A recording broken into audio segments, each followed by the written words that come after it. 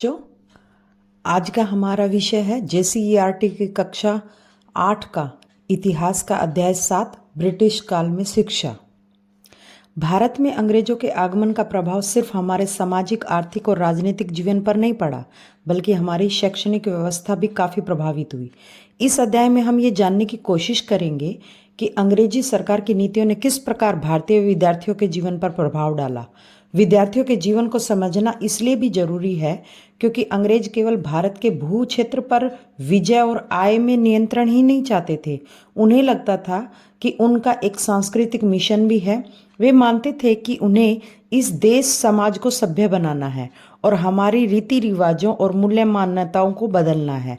इस अध्याय में हम भारतीय शिक्षा, अंग्रेजी सरकार की सोच तथा ब्रिटिश विचारों के प्रति भारतीयों की प्रतिक्रिया को जानने की कोशिश करेंगे। शुरू करते हैं।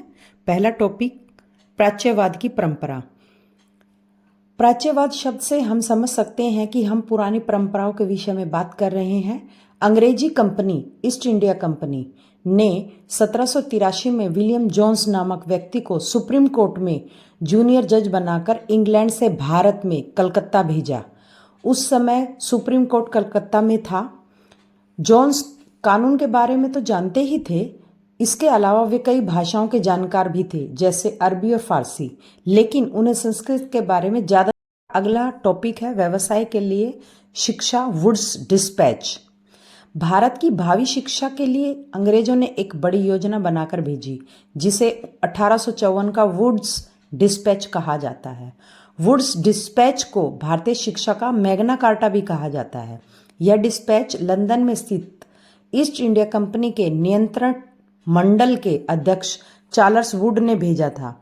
वुड्स डिस्पैच नीति की कुछ बातें इस प्रकार है। पहली है, यूरोपीय शिक्षा आर्थिक क्षेत्र में लाभकारी थी। जैसे भारतीयों को समझाया जाए कि अंग्रेजी शिक्षा के माध्यम से उन्हें व्यापार के लाभ और देश के संसाधनों के विकास का महत्व समझ आ जाएगा।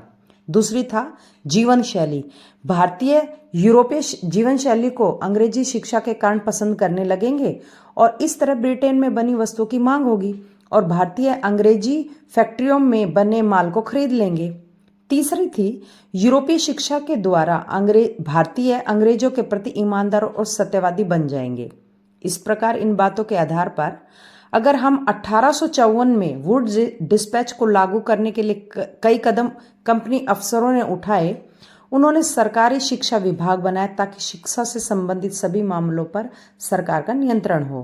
भारत में प्रथम स्वतंत्रता संग्राम 1857 में शुरू हुआ था। उस समय अंग्रेज शिक्षा नीति पर काम कर रहे थे और कलकत्ता, मद्रास, बंबई में विश्वविद्यालय यानी यूनिवर्सिटी की स्थापना अंग्रेजों द्वारा की जा रही थी। लेकिन भारत में प्रथम स्वतंत्रता संग्राम की तैयारी हो रही थी। इस नीति की समीक्षा के लिए कई सालों तक कई आयोग भी बने। पहला था हंटर आयोग। इसमें 8 भारतीयों को शामिल किया गया। इसमें शिक्षा की प्रगति के बारे में जाना गया। दूसरा था सैडलर आयोग। इसमें विश्वविद्यालय की समस्याओं के अध्ययन करने के लिए बना था। इसमें 2 भारतीयों को शामिल किया गया था, डॉक्टर आशुतोष मुखर्जी और दूसरे थे जियाउद्दीन अहमद। हमारा विषय है स्थानीय पाठशालाओं पर ब्रिटिश ज्ञान का क्या प्रभाव पड़ा। 19वीं सदी के मध्य यानी कि 1850 तक ईस्ट इंडिया कंपनी का ध्यान उच्च शिक्षा की ओर तो था। उन्होंने स्थानीय पाठशालाओं पर कोई ध्यान नहीं दिया। उस समय स्थानीय पाठशालाएं गुरुजी ही चलाते थे। यह शिक्षा काफ़ी लचीली थी, जैसे कि फसलों की कटाई के समय पाठशालाएं बंद कर दी जाती थी क्योंकि बच्चे खेतों में काम करने के लिए चले जाते थे। इसके अलावा शिक्षा मौखिक थी। गुरुजी अपने विद्यार्थियों की ज़रूरतों के अनुसार शिक्षा देते थे। अगला है हमारा टॉपिक, एक ग्रामीण पाठशाला। ईस्ट इंडिया कंपनी 1854 के बाद यानी वुड्स डिस्पैच के बाद जब इन पाठशालाओं पर ध्यान देना शुरू करी तो उन्होंने इस विषय पर 1830 में एक बनी रिपोर्ट किससे सहायता मिली। यह रिपोर्ट स्कॉटलैंड के ईसाई प्रचारक विलियम एडम ने बनाई थी। इस रिपोर्ट में उन्होंने बिहार और बंगाल पर रिसर्च की थी। कंपनी ने पाठशालाओं के लिए नए नियम, नई दिनचर्या और नियमित निरीक्षण के जरिए व्यवस्थित किया। जो पाठशालाओं वाले इन नियमों को मानते थे उनको तो अनुदान मिलता, और जो पाठशालाएं इन नियमों को नहीं मानती थी वे धीरे धीरे खत्म हो गई क्योंकि उनको अनुदान नहीं मिलता था। लेकिन इस कारण गरीब किसानों के बच्चों ने नए नियमों के कारण पढ़ाई करना ही छोड़ दिया। आगे बढ़ते हैं। अगला हमारा टॉपिक है अंग्रेजी शिक्षा का प्रभाव। भारत की शिक्षा के बारे में केवल अंग्रेज ही नहीं सोच रहे थे बल्कि भारत के बहुत सारे विचारक भी सोच रहे थे। इनमें प्रथम थे राजा राम मोहन राय। वे अंग्रेजी शिक्षा के पक्षधर थे। उन्होंने माना कि आधुनिक वैज्ञानिक बनने और लोकतांत्रिक विचारों के लिए अंग्रेजी शिक्षा सबसे अच्छा माध्यम है। लेकिन बहुत सारे भारतीय पश्चिमी शिक्षा के विरोध में थे। इनमें से एक थे स्वामी दयानंद सरस्वती। उन्होंने 1875 में आर्य समाज की स्थापना बंबई में की थी। यह एक प्रकार का हिंदू धर्म सुधार आंदोलन था जो पश्चिमी शिक्षा यानी अंग्रेजी शिक्षा के विरोध में था। वे शुद्ध वैदिक परंपरा में विश्वास करते थे। इसलिए दयानंद सरस्वती ने एंग्लो वैदिक विद्यालयों की स्थापना देश भर में की। 1886 में लाला हंसराज ने लाहौर में इस विद्यालय की स्थापना की थी। तीसरे भारतीय संस्कृति के पक्षधर थे महात्मा गांधी। उन्होंने अपनी विस्तृत शिक्षा योजना वर्धा शिक्षा योजना के नाम से प्रस्तुत की थी। उन्होंने कहा था कि अंग्रेजी शिक्षा में विष भरा है, अतः भारतीयों को शिक्षा अपनी मातृभाषा में ही दी जानी चाहिए। उन्होंने कहा था कि सभी विद्यार्थी शिक्षण संस्थानों को छोड़ दें। उनका मानना था कि पहले भारतीय शिक्षा मौखिक ज्ञान पर आधारित होती थी जिसमें जीवन अनुभव और व्यवहारिक ज्ञान की शिक्षा दी जाती थी। केवल साक्षरता ही शिक्षा नहीं होती है, लोगों को हाथों से काम करना पड़ता है। अतः शिक्षा कौशलपूर्ण होनी चाहिए। अंग्रेजी शिक्षा पाठ्य पुस्तकों पर आधारित है। उसमें केवल पढ़ने व लिखने पर ध्यान दिया जाता है, जिसने भारतीयों को अपने सामाजिक परिवेश से काटकर अजनबी बना दिया है। अगर हम ध्यान दें तो आज की हमारी शिक्षा व्यवस्था दोनों का ही मिला जुला रूप है। अब हम आते हैं टैगोर का शांति निकेतन। रविंद्रनाथ टैगोर की यह संस्था 1901 में कलकत्ता से 100 किलोमीटर दूर ग्रामीण क्षेत्र में शुरू हुई। टैगोर जब बच्चे थे तो स्कूल जाने से चिढ़ते थे। उन्हें स्कूल में अध्यापकों से डांट पीट कर पढ़ना अच्छा नहीं लगता था।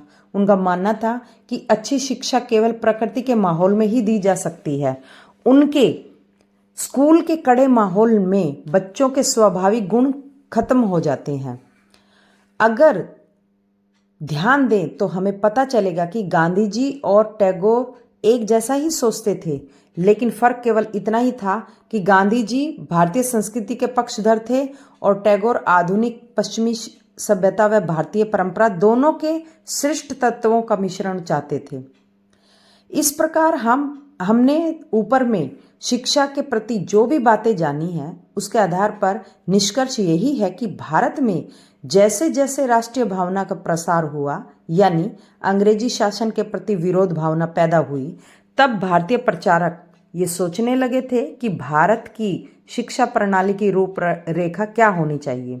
कुछ लोग अंग्रेजी शिक्षा में ही कुछ बदलाव के साथ अपनाना चाहते थे तो कुछ अन्य एक वैकल्पिक व्यवस्था चाहते थे ताकि सही अर्थों में लोगों को राष्ट्रीय संस्कृति की शिक्षा दी जा सके। ध्यान से देखें तो पता चलेगा कि अंग्रेजी शिक्षा के सभी प्रभाव खराब नहीं थे, अच्छे प्रभाव भी थे। अंग्रेजी शिक्षा के प्रभाव से प्रेरणा पाकर ही कई सामाजिक संगठनों ने बाल विवाह, बहु विवाह, कन्या हत्या, देवदासी प्रथा, बहुदेववाद, जाति प्रथा के विरोध किया और समाज को एक अच्छा नेतृत्व प्रदान किया जो भारतीय राष्ट्रवाद व अर्थव्यवस्था के विकास में सहायक बना। इसी के साथ इस वीडियो को समाप्त करते हैं और अगला वीडियो किस टॉपिक पे बनाना चाहिए कमेंट सेक्शन में ज़रूर बताएं।